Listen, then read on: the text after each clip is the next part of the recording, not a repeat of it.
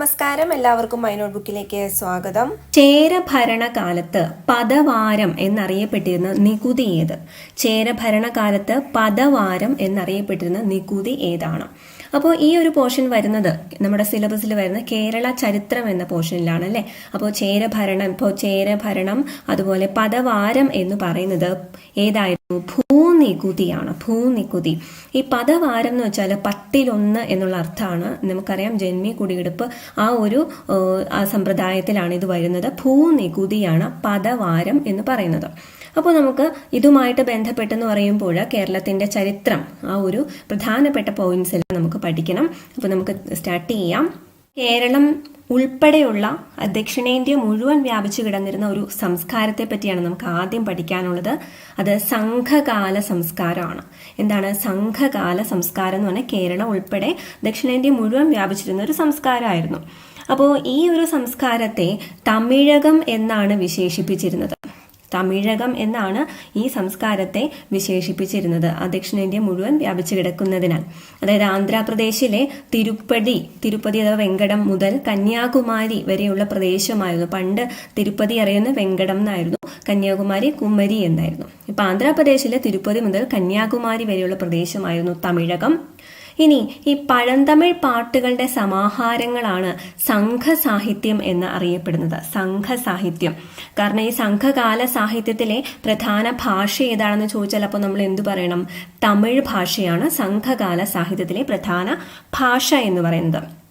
ഈ സംഘകാലത്തിലെ പ്രധാന ആരാധനാമൂർത്തി ചോദിക്കുകയാണെങ്കിൽ അത് മുരുകൻ ആണ്. ഓക്കെ. ഇനി സംഘകാലത്തെ പ്രധാന യുദ്ധദേവത എന്ന് ചോദിക്കുകയാണെങ്കിൽ അതൊന്ന് നോട്ട് ചെയ്യുക. കൊറ്റവൈ. എന്താണ്? കൊറ്റവൈ.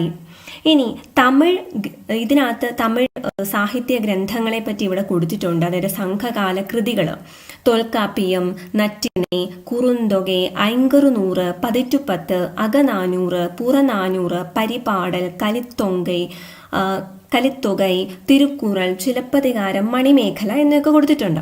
ഇതിലെ ഈ തൊൽക്കാപ്പിയം എന്ന് പറയുന്നത് ഈ സംഘകാലത്തിലെ ഏറ്റവും പഴയ കൃതിയാണ്. സംഘകാല കൃതികളിൽ ഏറ്റവും പഴയതാണ് തൊൽക്കാപ്പിയം. അത് തമിഴ് വ്യാകരണത്തെ പറ്റിയുള്ളതാണ്. തമിഴ് വ്യാകരണ ഗ്രന്ഥമായിരുന്നു. ഓക്കെ, അപ്പൊ അത് ഓർത്തിരിക്കുക. ഇനി ഈ ഒരു സംഘകാലം എന്ന് പറയുമ്പോൾ എന്താണ് സംഘം എന്ന് പറയാം?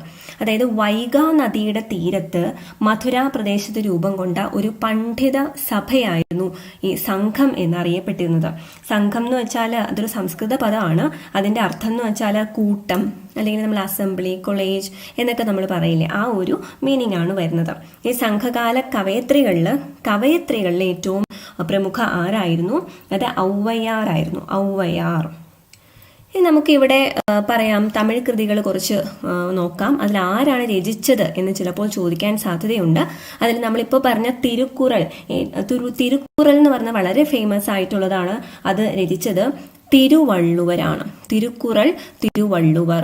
മധുരൈ കാഞ്ചി മാങ്കുടി മരുതനാർ. ചിലപ്പതികാരം രചിച്ചിരിക്കുന്നത് ഇളങ്കോവടികൾ. അതുപോലെ മണിമേഖല സാത്തനാർ, കുണ്ടലകേശി നാഗകുത്തനാർ, ജീവക ചിന്താമണി തിരുട്ടക്ക തേവർ. ഇതിൽ ഈ നമുക്ക് തമിഴ് സംഘകാല കൃതികളിൽ 5 ഇതിഹാസങ്ങളുള്ളതായിട്ടാണ് പറയുന്നത്. 1 ചിലപ്പതികാരം, 2 മണിമേഖല, ജീവക ചിന്താമണി, വളയാപതി, കുണ്ടലകേശി. ഓക്കെ, ആ ഒരു ലിസ്റ്റ് ചെയ്തു എന്നുള്ളൂ, ഒന്ന് വായിച്ചു വിടുക.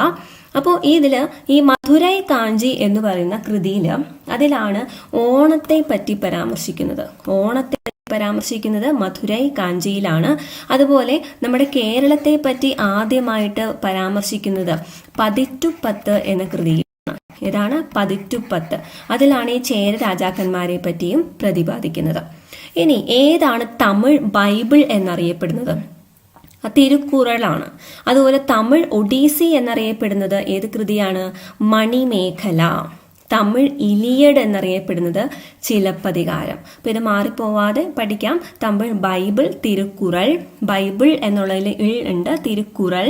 Okay, then Tamil Odyssey Manimekalai, Iliad Silappatikaram. ഇലിയഡിനകത്ത് ഈ ലായുണ്ട്, ചിലപ്പതികാരത്തിനകത്തും ലായുണ്ട്. അങ്ങനെയൊക്കെ ഓർത്തു വയ്ക്കുക, എന്തെങ്കിലുമൊക്കെ ചെറിയ രീതിയെങ്കിലും ഓർത്തു വയ്ക്കുക. ഇനി നമുക്ക് ബാക്കി സംഘകൃതികളിലേക്ക് വരാം. അപ്പൊ അതിൽ അകം കൃതികൾ എന്നൊരു ഒരു വിഭാഗമുണ്ട്.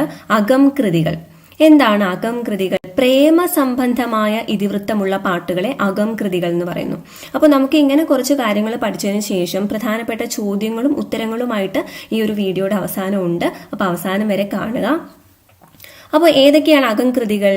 അകനാനൂറ്, നറ്റിണൈ, ഐങ്കറുനൂറ് തുടങ്ങിയവയാണ്. ഇനി പുറംപാട്ടുകൾ, അടുത്തതാണ് പുറംപാട്ടുകൾ. എന്താണ് പുറംപാട്ടുകൾ എന്ന് പറഞ്ഞാൽ? രാജ്യതന്ത്രം, യുദ്ധം, സൈന്യം, ദാനം, കീർത്തി എന്നിവയെ പറ്റിയൊക്കെയുള്ളതാണ് പുറംപാട്ടുകൾ. ഈ പുറംപാട്ടിന് എക്സാമ്പിൾ ആണ് പുറനാനൂറ്, പതിറ്റുപ്പത്ത്. ഈ പതിറ്റുപ്പത്തിലാണ് നമ്മുടെ കേരളത്തെ പറ്റി പ്രതിപാദിച്ചിരിക്കുന്നത്, ആദ്യമായിട്ട് പ്രതിപാദിച്ചിരിക്കുന്നത്. ഇനി സംഘകാല തമിഴത്തെ 5 മണ്ഡലങ്ങൾ ഉണ്ടായിരുന്നു. 5 മണ്ഡലങ്ങൾ. ഒന്ന് തൊണ്ടൈ മണ്ഡലം, അടുത്തത് ചോളം, പാണ്ഡ്യം, ചേരം, കൊങ്ങുനാട് എന്നിവയായിരുന്നു സംഘകാല തമിഴകത്തെ 5 മണ്ഡലങ്ങൾ. ഇനി ഇന്നത്തെ നമ്മുടെ കേരളത്തിന്റെ ഭാഗമായ നാടുകൾ അന്ന് എവിടെയായിരുന്നു? ചേര മണ്ഡലത്തിലായിരുന്നു. അതുകൊണ്ടാണ് ചേരന്മാരെ പറ്റി പ്രധാനമായിട്ടും നമ്മുടെ കേരള ഹിസ്റ്ററി ഭാഗത്ത് തന്നെ ചോദിക്കുന്നത്. കേരള ചരിത്രത്തിൽ ചേരന്മാരുടെ കാര്യമാണ് പ്രധാനമായിട്ട് വരുന്നത്. ഇനി തമിഴകത്തെ ഐന്തിണകൾ എന്ന് പറഞ്ഞാൽ ഇപ്പോൾ എത്രയാണ്? 5 തിണകളാണ്. 5 എന്താണ്? തിണകൾ എന്നാണ് വരുന്നത്. ഇനി ഏതൊക്കെയാണ് തിണകൾ എന്ന് നോക്കാം. അതായത് ഭൂപ്രകൃതിക്ക് അനുസരിച്ചാണ് ഈ വിഭജിച്ചിരുന്നത്. അതായത് മുല്ലൈ, ആ പേരുകൾ ഇങ്ങനെയാണ്: കുറിഞ്ഞി, പാലൈ, മരുതം, നെയ്തൽ എന്നിങ്ങനെ 5 വിഭാഗങ്ങളായിരുന്നു തമിഴകത്തെ ഐന്തിണകൾ. ഇതില് ഈ മുല്ല എന്ന് പറയുന്നത് പുൽമേടുകളും കുറ്റിക്കാടുകളും. ഇപ്പൊ മുല്ല എന്ന് പറയുമ്പോൾ മുല്ലച്ചെടി, അത് കുറ്റിച്ചെടി എന്നുള്ള രീതിയിൽ ഉദ്ദേശിക്കുക. അപ്പൊ മുല്ല, കുറ്റിക്കാട് അല്ലെങ്കിൽ പുൽമേട്. ഇനി കുറിഞ്ഞി ആണ് അടുത്തത്. ഇപ്പൊ കുറിഞ്ഞി എന്ന് പറയുമ്പോൾ നമ്മൾ എപ്പോഴും ഓർക്കുന്നത് നീലക്കുറിഞ്ഞി അല്ലെ? നീലക്കുറിഞ്ഞി പൂക്കുന്നത് മലയിലാണ്. അപ്പൊ മലകൾ നിറഞ്ഞ കാട്ടുപ്രദേശമാണ് ഏത്? കുറിഞ്ഞി എന്ന് ഓർക്കുക. ഇനി അടുത്തതാണ് പാലൈ എന്ന് പറയുന്നത്. പാലൈ അല്ലെങ്കിൽ പാലൈ എന്ന് പറയും. അതാണ് ഊഷരഭൂമി, അതായത് വരണ്ടു കിടക്കുന്ന ഭൂമിയാണ് പാലൈ എന്ന് പറയുന്നത്. ഓക്കെ, പാലൈ എന്ന് പറയുന്നത് എന്താണ്? വരണ്ടു കിടക്കുന്ന ഊഷരഭൂമിയാണ്. ഇനി അടുത്തത് ഇവിടെ നെയ്തൽ കൊടുത്തിട്ടുണ്ട്. നെയ്തൽ എന്ന് പറഞ്ഞാൽ സമുദ്ര തീരപ്രദേശമാണ് നെയ്തൽ എന്ന് പറയുന്നത്. ഓക്കെ, കടൽ, നെയ്തൽ അങ്ങനെ പറയുന്ന പോലെ. ഇനി ഇവിടെ മറ്റൊന്നും കൂടി ഉണ്ട്, മരുതം. അതിവിടെ എഴുതിയിട്ടില്ല. മരുതം എന്ന് പറഞ്ഞാൽ അത് കൃഷിഭൂമിയാണ്. എന്താണ്? കൃഷിഭൂമി. അപ്പൊ ഇങ്ങനെ ഭൂപ്രകൃതി അനുസരിച്ച് 5 തിരിച്ചിരുന്നു. അപ്പൊ ഈ 5 വിഭാഗത്തിലും ജീവിച്ചിരുന്നവർ അവരുടെ ജോലിയും ഒക്കെ വ്യത്യാസമായിരുന്നു ആ ഭൂപ്രകൃതിക്ക് അനുസരിച്ച്. ഇപ്പോൾ മുല്ലയിൽ കന്നുകാലികളെ വളർത്തി ജനങ്ങൾ ജീവിച്ചു. കാരണം അവിടെ പുൽമേടുകളും കുറ്റിക്കാടുകളും ഒക്കെയാണ്. ഇനി കുറിഞ്ഞിയിൽ അവിടെ മലയാണ്, അവിടെ ജനങ്ങൾ വേട്ടയാടിയാണ് ജീവിച്ചത്. പാലൈ എന്ന് പറയുന്നത് അത് വരണ്ട ഊഷരഭൂമിയാണ്, അവിടെ കവർച്ച നടത്തി കള്ളന്മാരാണ് ഉണ്ടായിരുന്നത്. പിന്നെ മരുതം അത് കൃഷിഭൂമിയാണ്, അതുകൊണ്ട് കൃഷി ചെയ്ത് ജനങ്ങൾ ജീവിച്ചു. നെയ്തൽ എന്ന് പറയുന്നത് തീരപ്രദേശമാണെന്ന് നമ്മൾ പഠിച്ചു, സമുദ്ര തീരപ്രദേശം. അപ്പൊ അവിടെ എന്തായിരുന്നു? മീൻ പിടിച്ചും അതുപോലെ തന്നെ ഉപ്പുണ്ടാക്കിയൊക്കെയാണ് ജനങ്ങൾ ജീവിച്ചത്. അപ്പൊ ആ ഒരു കാര്യം ഓർത്തു വയ്ക്കാം. ഇനി ചില പ്രധാനപ്പെട്ട ടേമുകളാണ്. അപ്പോൾ നോക്കുക, ഇപ്പോൾ നമ്മൾ ഭൂനികുതിയുടെ കാര്യം പറഞ്ഞ പോലെ, പദവാരം എന്ന് പറഞ്ഞ പോലെ ഒരു പേരാണ് നന്നങ്ങാടികൾ. എന്താണ് നന്നങ്ങാടികൾ? മരിച്ച വ്യക്തിയുടെ ഭൗതിക അവശിഷ്ടങ്ങൾ അടക്കം ചെയ്ത വലിയ കലം, അതായത് മൺഭരണിയാണ് എന്ത്? നന്നങ്ങാടികൾ എന്ന് പറയുന്നത്. ഈ സംഘകാലത്തെ പ്രധാനപ്പെട്ട സാമൂഹിക സ്ഥാപനത്തിന് നമ്മൾ പറയുന്ന പേരാണ് മന്റം. അപ്പോൾ ഒന്ന് നന്നങ്ങാടികൾ പഠിക്കുക, അടുത്ത് മന്റം എന്ന് പറയും. അത് സംഘകാലത്തെ പ്രധാന സാമൂഹിക സ്ഥാപനമായിരുന്നു, അതായത് ഗോത്രസഭയായിരുന്നു മന്റം. ഇനി സാധനങ്ങൾക്ക് പകരം സാധനങ്ങൾ കൈമാറ്റം ചെയ്യുന്ന നമ്മൾ ബാർട്ടർ സിസ്റ്റം എന്ന് പറയുമല്ലോ, ആ സംഘകാല രീതിയാണ് നൊടുത്തൽ എന്ന് പറയാം. നൊടുത്തൽ, നമ്മൾ കൊടുക്കൽ എന്ന് പറയുന്ന പോലെ നൊടുത്തൽ. അപ്പോൾ ഈ ഒരു പേരുകൾ ഒന്ന് വായിച്ചു പോകാം. ഇനി മൂവേന്തന്മാർ. എന്താണ് മൂവേന്തന്മാർ? സംഘകാല രാജവംശങ്ങളാണ് മൂവേന്തന്മാർ. ആരൊക്കെയാണ്? ചേരർ, പാണ്ഡ്യർ, ചോളർ എന്നിവരാണ് മൂവേന്തന്മാർ എന്ന് അറിയപ്പെടുന്നത്. ഇതിൽ ചേരന്മാരുടെ തലസ്ഥാനം വാഞ്ചിയായിരുന്നു, വാഞ്ചി. അതുപോലെ പാണ്ഡ്യരുടേത് എവിടെയായിരുന്നു? മധുരൈ. അതുപോലെ ചോളന്മാരുടേത് ഉറയൂരുമായിരുന്നു. അപ്പോൾ ചേരന്മാരുടെ തലസ്ഥാനം ആദ്യം എവിടെയായിരുന്നു? വാഞ്ചിയായിരുന്നു. അതിനുശേഷം അത് വരുന്നത് കരൂരാണ്. കരൂർ, വാഞ്ചി അതുപോലെ കരൂർ എന്ന് പറയും. വാഞ്ചിയാണ് ചോദിക്കുക. അപ്പൊ പാണ്ഡ്യരുടേത് മധുരൈ, ചോളന്മാരുടേത് ഉറയൂര്. ഇനി ചേരന്മാരെ പറ്റി വർണ്ണിക്കുന്ന സംഘകൃതി ഏതാണ്? അങ്ങനെ ചോദിക്കാം. അപ്പൊ അതിന്റെ ആൻസർ എന്താണ്? പതിറ്റുപത്ത്. പതിറ്റുപത്ത്. ഈ പതിറ്റുപത്ത് എന്ന് പറഞ്ഞാൽ 10 പാട്ടുകൾ വീതമുള്ള 10 ഭാഗങ്ങൾ. അതാണ് ഈ പതിറ്റുപത്തിന്റെ പ്രത്യേകത എന്ന് പറയുന്നത്. ഓക്കെ, അപ്പൊ അതില് കേരളത്തെ പറ്റി പരാമർശിക്കുന്ന സംഘകാല കൃതിയാണ്. അപ്പൊ അങ്ങനെ ചോദിക്കുവാണ് സംഘകാല കൃതി ഏതാണ് എന്ന് ചോദിക്കുവാണെങ്കിൽ അത് പതിറ്റുപത്താണ് കേരളത്തെ പറ്റി പരാമർശിക്കുന്നത്. കേരളത്തെ പറ്റി പരാമർശിക്കുന്ന ആദ്യത്തെ കൃതി ഏതാന്ന് ചോദിച്ചാൽ, അത് സംഘകാലം എന്നല്ല, ആദ്യത്തെ കൃതി ചോദിച്ചാൽ ഐതരേയ ആരണ്യകം എന്ന് പറഞ്ഞൊരു കൃതിയാണ്. ഇനി കേരളത്തെ പറ്റി പരാമർശിക്കുന്ന കാളിദാസ കൃതി അങ്ങനെയും ചോദിക്കാം, അത് രഘുവംശമാണ്. ഓക്കെ, അപ്പോൾ ഇനി അടുത്ത ഒരു ക്വസ്റ്റ്യൻ ആണ് കടൽ ചിറകുട്ടിയ. കടൽ ചിറകുട്ടിയ എന്ന ബിരുദമുള്ള ചേര രാജാവാണ് ചേരൻ ചെങ്കുട്ടവൻ. ചേരൻ ചെങ്കുട്ടവൻ. ഇനി ഇദ്ദേഹമാണ് ചുവന്ന ചേരൻ എന്നൊക്കെ അറിയപ്പെടുന്നത്. ചുവന്ന ചേരൻ എന്നറിയപ്പെടുന്നു ചേരൻ ചെങ്കുട്ടവൻ. ഇനി പോർനിലത്തിലെ വിജയാഘോഷങ്ങളിൽ കയ്യിൽ വാളുമേന്തി നൃത്തമാടിയ യുവരാജാവാണ് ആടുകൂട് പാട്ടുചേരലാതൻ. ഓക്കെ, പാട്ടുപാടി എന്നുള്ള രീതിയിൽ ഓർക്കുക, പാട്ടുചേരലാതൻ. ഇതൊക്കെ ഒരു തവണയെങ്കിലും കേട്ടുപോയാൽ നമുക്ക് കിട്ടുന്നതാണ്. അല്ലെങ്കിൽ ഒരു പരിചയവും ഇല്ലെങ്കിൽ ബുദ്ധിമുട്ടായിരിക്കും ആൻസർ ചെയ്യാൻ. ഈ വഞ്ചിമുതൂർ ആയിരുന്നു 1-ാം ചേര സാമ്രാജ്യത്തിന്റെ തലസ്ഥാനം. നമ്മളിപ്പോൾ പറഞ്ഞ വാഞ്ചി. 2-ാം ചേര സാമ്രാജ്യം എന്ന് പറഞ്ഞത് AD 800 മുതൽ 1102 വരെ മഹോദയപുരം അടിസ്ഥാനമാക്കി അല്ലെ ആസ്ഥാനമാക്കി കേരളം ഭരിച്ച കുലശേഖരന്മാരാണ് 2-ാം ചേര സാമ്രാജ്യം എന്ന് പറയുന്നത്. ഈ കുലശേഖരന്മാരുടെ ഭരണകാലത്താണ് പെരിയാറിന്റെ തീരത്ത് ശ്രീ ശങ്കരൻ ജനിച്ചത്. ശ്രീ ശങ്കരാചാര്യര് രചനിച്ചത് ആരുടെ സമയത്താണ്? കുലശേഖരന്മാരുടെ സമയത്താണ്. അപ്പൊ അതൊരു ചോദ്യമാണ്. പിന്നെ നമുക്ക് അറിയാം ഈ കൊല്ലവർഷം എന്ന് പറയുന്നത് എന്നാണ് സ്റ്റാർട്ട് ചെയ്തത്? കൊല്ലവർഷം സ്റ്റാർട്ട് ചെയ്തത് AD 825 അപ്പൊ കൊല്ലവർഷം സ്റ്റാർട്ട് ചെയ്യുന്ന സമയത്ത് ചേര രാജാവ് ആരായിരുന്നു? അത് ഈ ഒരു 2-ാം ചേര സാമ്രാജ്യത്തിലാണ്. ചേര രാജാവ് ആരാണെന്ന് ചോദിച്ചാൽ അത് രാജശേഖരവർമ്മനാണ്. ആരാണ്? രാജശേഖരവർമ്മൻ. അപ്പൊ അതൊന്ന് പ്രത്യേകം നോട്ട് ചെയ്യാം. ഇനി സംഘകാലത്ത് ഇന്നത്തെ കേരള ഭാഗങ്ങൾ 3 രാജവംശങ്ങളുടെ കീഴിലായിരുന്നു. നമ്മൾ ഡീറ്റെയിൽ ആയിട്ട് പിന്നെ പഠിക്കാം. അപ്പോൾ ഒന്ന് തെക്കു ഭാഗത്ത് ആയി രാജവംശം, അത് കഴിഞ്ഞ് അതിന് വടക്ക് ഭാഗത്തായിട്ട് ചേര സാമ്രാജ്യം, വടക്കേ അറ്റത്ത് ഏഴിമല രാജവംശം. അങ്ങനെ 3 ആയി, ചേര, ഏഴിമല, അങ്ങനെ 3 ഉണ്ടായിരുന്നത്. ഇനി അടുത്തൊരു ടേമാണ് ജ്ഞാനം മോനം. എന്താണ്? ബുദ്ധമത പ്രഭാവകാലത്ത് കേരളത്തിൽ അക്ഷരവിദ്യ ആരംഭിക്കുമ്പോൾ ചെയ്തിരുന്ന മംഗളാചരണം സ്റ്റാർട്ട് ചെയ്യുമ്പോൾ നമ്മൾ തുടങ്ങുന്ന ആ ആചരണമാണ് എന്ത്? ജ്ഞാനം മോനം. പിന്നെ ബുദ്ധവിഹാരങ്ങളായ പള്ളികളോടനുബന്ധിച്ച് വിദ്യാലയങ്ങൾ നടത്തിയിരുന്നു. അങ്ങനെയാണ് നമുക്ക് പള്ളിക്കൂടം എന്നും എഴുത്തുപള്ളി എന്നൊക്കെ ഈ വിദ്യാലയങ്ങൾക്ക് പേരു വന്നിരുന്നത്. ഇനി മറ്റൊരു ചോദ്യമാണ് കേരളത്തിന്റെ പ്രാചീന ചരിത്രം വ്യക്തമാക്കുന്ന സംസ്കൃത ഗ്രന്ഥമാണ് ഏത്? കേരള മാഹാത്മ്യം. ഇത് ചോദിച്ചിട്ടുള്ള ചോദ്യമാണ്. ഇതിൽ പരശുരാമ കഥ, കേരള സൃഷ്ടി എന്നിവയൊക്കെ വർണ്ണിച്ചിട്ടുണ്ട്. അപ്പൊ പരശുരാമൻ മഴുവെറിഞ്ഞാണ് ഈ ഒരു കേരളം ഉണ്ടായെന്നൊക്കെ പറയുന്നത് കേരള മാഹാത്മ്യത്തിൽ പറഞ്ഞിട്ടുണ്ട്. ഇനി യവനന്മാർക്ക് പ്രിയപ്പെട്ടത് എന്നറിയപ്പെട്ടത് എന്താണ്? അല്ലെ യവനപ്രിയ എന്നറിയപ്പെട്ടത് കുരുമുളകാണ്. ഈ ഗ്രീക്കുകാര്, റോമക്കാര്, പേർഷ്യക്കാര്, അറബികൾ എന്നിവരെല്ലാവരെയും ചേർത്ത് യവനർ എന്നാണ് നമ്മൾ പരാമർശിച്ചത്, അല്ലെങ്കിൽ തമിഴ് സംസ്കൃത സാഹിത്യത്തിലൊക്കെ പരാമർശിച്ചിട്ടുള്ളത്. ഇനി കുറച്ച് ചോദ്യങ്ങളും ഉത്തരങ്ങളും നമുക്ക് നോക്കാം. ആദി ദ്രാവിഡ ഭാഷയിൽ നിന്നും രൂപം കൊണ്ട ഭാഷകൾ. ഇതിൽ നിന്നും ചോദ്യം വന്നിട്ടുള്ളത് ദ്രാവിഡ ഭാഷയിൽ പെടാത്തതേത് എന്ന് ചോദിച്ചിട്ടുണ്ട്. അപ്പൊ ഏതൊക്കെയാണ് ദ്രാവിഡ ഭാഷ എന്ന് നോക്കാം. ഏതൊക്കെയാണ്? തമിഴ്, തെലുങ്ക്, കന്നഡ, മലയാളം, തുളു.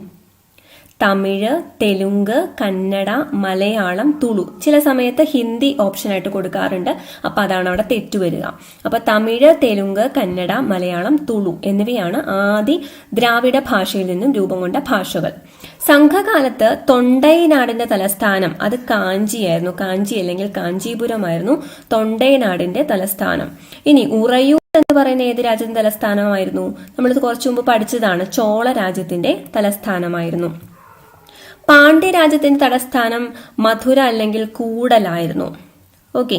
ഇനി കുരുക്ഷേത്ര യുദ്ധത്തിൽ പാണ്ഡവർക്കും കൗരവർക്കും ഒരുപോലെ സദ്യ നടത്തിയതായി ഐതിഹ്യങ്ങളിൽ പറയുന്ന ചേര രാജാവ് ആരാണ്? പാണ്ഡവർക്കും കൗരവർക്കും ഒരുപോലെ സദ്യ നടത്തിയതായിട്ട് പറയുന്നത് ഏത് ചേര രാജാവാണ്? ഉദിയൻ ചേരൻ ആദൻ അല്ലെങ്കിൽ പെരുഞ്ചോറ്റ് ഉദിയൻ ചേരലാദൻ എന്നും പറയും. ഇനി അടുത്ത ചോദ്യം, കണ്ണകി സ്മാരക ശിലാപ്രതിഷ്ഠയിലൂടെ പ്രശസ്തി നേടിയ ചേര രാജാവ്. കണ്ണകിയുമായിട്ട് ബന്ധപ്പെട്ടതും ചെങ്കുട്ടവനാണ്. അടുത്തത്, പാണ്ഡ്യന്മാരുടെയും ചോളന്മാരുടെയും കൊടി അടയാളം എന്തായിരുന്നു? പാണ്ഡ്യന്മാരുടെ കൊടി അടയാളം മീനായിരുന്നു. ചോളന്മാരുടെ ഇന്ദ്രോത്സവമായിരുന്നു. അപ്പൊ ഇതില് ഈ ചേരന്മാരുടെ രാജകീയ മുദ്ര അമ്പും വില്ലുമായിരുന്നു. ചേരന്മാരുടെ രാജകീയ മുദ്ര എന്തായിരുന്നു? അമ്പും വില്ലും. അപ്പൊ ഈ ഒരു രാജകീയ മുദ്ര ചോദിക്കുവാന്ന് വിചാരിക്കുക. രാജകീയ മുദ്ര പാണ്ഡ്യന്മാരുടെയും ചോളന്മാരുടെയും എന്ന് പറഞ്ഞാൽ ചോളന്മാരുടെ കടുവയായിരുന്നു. അതുപോലെ ശുദ്ധജല മത്സ്യമായിരുന്നു പാണ്ഡ്യന്മാരുടെ. അല്ലെങ്കിൽ കടുവ എന്നിവിടെ ഓർത്താൽ മതി. ചോളന്മാരുടെ വരുമ്പോഴോ കടുവ. വിധവയായ സ്ത്രീ ഭർത്താവിന്റെ ചിതയിൽ ചാടി മരിച്ചിരുന്ന സമ്പ്രദായത്തെ തൊൽക്കാപ്പിയത്തിൽ വിളിച്ചിരുന്ന പേര്. തൊൽക്കാപ്പിയം ഏറ്റവും പഴയ കൃതി നമ്മൾ പറഞ്ഞു. മാലൈ നിലൈ. എന്താണ്? മാലൈ നിലൈ എന്നാണ് പറയുന്നത്. സംഘകാലത്ത് പ്രേമവിവാഹം ഏത് പേരിലാണ് അറിയപ്പെട്ടിരുന്നത്? കളവ് എന്ന പേരിലാണ് അറിയപ്പെട്ടിരുന്നത്. ഇനി ആരാണ് തിരുക്കുറൾ രചിച്ചത്? ആദ്യം പഠിച്ചതാണ് തിരുവള്ളുവർ. തെക്കു പടിഞ്ഞാറൻ മൺസൂൺ കാറ്റിന്റെ ഗതി കണ്ടുപിടിച്ച, അതിന്റെ ആ ഒരു ഡയറക്ഷൻ ഏത് ദിശയിലേക്കാണ് എന്ന് കണ്ടുപിടിച്ച ഹിപ്പാലസ് ഏത് രാജ്യക്കാരനായിരുന്നു? ഗ്രീസുകാരൻ. കേരള പരാമർശമുള്ള ആദ്യത്തെ സംസ്കൃത കൃതി ഐതരേയ ആരണ്യകം. ഞാൻ ആദ്യം പറഞ്ഞിരുന്നു. അതുപോലെ കാളിദാസ കൃതി എന്ന് ചോദിച്ചാൽ രഘുവംശം. 10 പാട്ടുകൾ വീതമുള്ള 10 ഭാഗങ്ങളുടെ സമാഹാരമായ സംഘകാല കൃതി അതാണ് പതിറ്റുപത്ത്. അടുത്ത ശാസനങ്ങൾ പ്രധാനമാണ്. ഒരുപാട് ശാസനങ്ങളുണ്ട് പ്രധാനമായിട്ടുള്ളത്. അതിലൊന്നാണ് വാഴപ്പള്ളി ശാസനം. ചേര രാജാക്കന്മാരുടേതായി കിട്ടിയിട്ടുള്ള ആദ്യത്തെ ശാസനം ഏത്? അങ്ങനെ ചോദിച്ചാൽ അതിന്റെ ആൻസർ വാഴപ്പള്ളി ശാസനം. അതുപോലെ കൊല്ലവർഷം രേഖപ്പെടുത്തിയിട്ടുള്ള ആദ്യത്തെ ശാസനം അതാണ് മാമ്പള്ളി ശാസനം. അത് വേണാട്ടിലെ ശ്രീ വല്ലഭൻ കോത അദ്ദേഹമാണ് ഈ ഒരു ശാസനം എഴുതിയിട്ടുള്ളത്. ഈ വാഴപ്പള്ളി ശാസനം എന്ന് പറയുന്നത് പുറപ്പെടുവിച്ചത് രാജശേഖര വർമ്മനായിരുന്നു. രാജശേഖര വർമ്മനാണ് വാഴപ്പള്ളി ശാസനം. ഓക്കെ. അതുപോലെ മാമ്പള്ളി ശാസനം ശ്രീ വല്ലഭൻ കോത. ഈ രണ്ടെണ്ണം ചോദിക്കുന്നതാണ്. ചേരരാജാക്കന്മാരുടെ ആദ്യത്തേതും കൊല്ലവർഷം രേഖപ്പെടുത്തിയിട്ടുള്ള ആദ്യത്തേതും. സംഘകാലത്ത് രാജപത്നിമാരെ അല്ലെങ്കിൽ പട്ടമഹിഷിമാരെ അറിയപ്പെട്ടിരുന്നത് പെരുംതേവി എന്നായിരുന്നു. പെരുംതേവി എന്നാണ് അവര് അറിയപ്പെട്ടിരുന്നത്. ഇന്ത്യയിലെ എല്ലാ ഭാഷാലിപികളുടെയും മാതാവ് എന്നറിയപ്പെടുന്ന ലിപി ഏതാണ്? ഇന്ത്യയിലെ എല്ലാ ഭാഷാലിപികളുടെയും മാതാവ് എന്നറിയപ്പെടുന്ന ബ്രാഹ്മി ലിപിയാണ്. ഏതാണ്? ബ്രാഹ്മി. ആനയച്ച്. എന്താണ്? ആന അച്ച് കേട്ടോ. ആനയച്ച് ഏതു ഭരണാധികാരികളുടെ സ്വർണ്ണ നാണയമായിരുന്നു? ചോളന്മാരുടെ സ്വർണ്ണ നാണയമായിരുന്നു ആനയച്ച്. കൊല്ലവർഷം ആരംഭിച്ചത് എന്നു മുതൽക്കാണ്? AD 825. കുലശേഖര ഭരണകാലത്ത് ചക്രവർത്തിയെ വിളിച്ചിരുന്നത് പെരുമാൾ. കുലശേഖര പെരുമാൾ, ചേരമാൻ പെരുമാളൊക്കെ ഉദാഹരണമാണ്. പെരുമാൾ എന്നാണ് കുലശേഖര ഭരണകാലത്ത് വിളിച്ചിരുന്നത്.